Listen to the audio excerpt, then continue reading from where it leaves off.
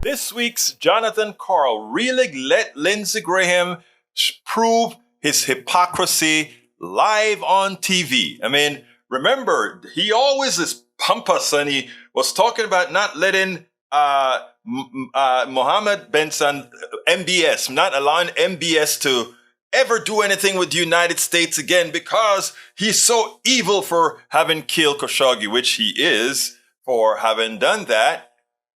But you know how he came across as if he's a strong man.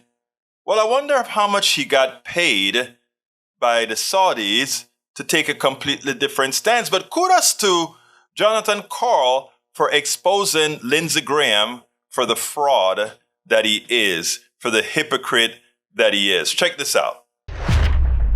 Senator, you were just in Saudi Arabia. You met with Crown Prince Mohammed bin Salman, MBS as he is known. Yeah. I remember how highly critical you were of him after the murder of Jamal Khashoggi, the Washington Post columnist. Let's take a listen to what you had to say back in 2018.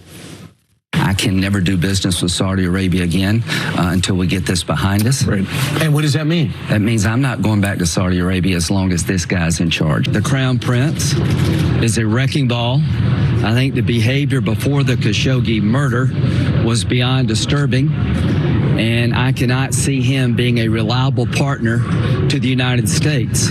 So you said he was beyond toxic. You would never return to Saudi while he was in charge. So what happened? What changed? Right.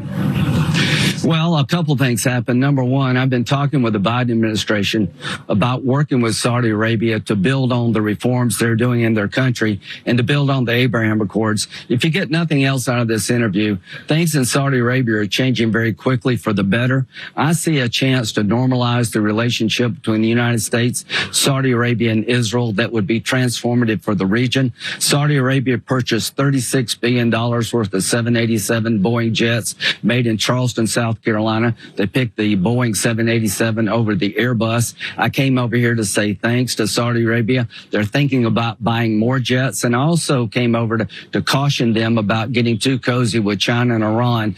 But Vision 2030 of the Crown Prince is real. Women can drive for the first time in modern Saudi history. Women can go out to dinner without a male escort. His vision for the country economically is transformative. $1 trillion is going to be spent to modernize Saudi Arabia. I'd like to be part of that transition. What I saw in Saudi Arabia was a game changer for me. I want to build on the progress, but I want to have an honest, candid relationship. There are things that need to change in Saudi Arabia. But Jonathan, the ability to work with Saudi Arabia is an all-time high. If we could normalize relationships with Saudi Arabia and then with Israel, build upon the Abraham Accords, it'd be the biggest change in my lifetime regarding Mideast security and America's security. Now, you can't tell me that was some sort of a sensical statement. Oh, women can drive now. Oh, these are it's the country's liberalizing. By how much?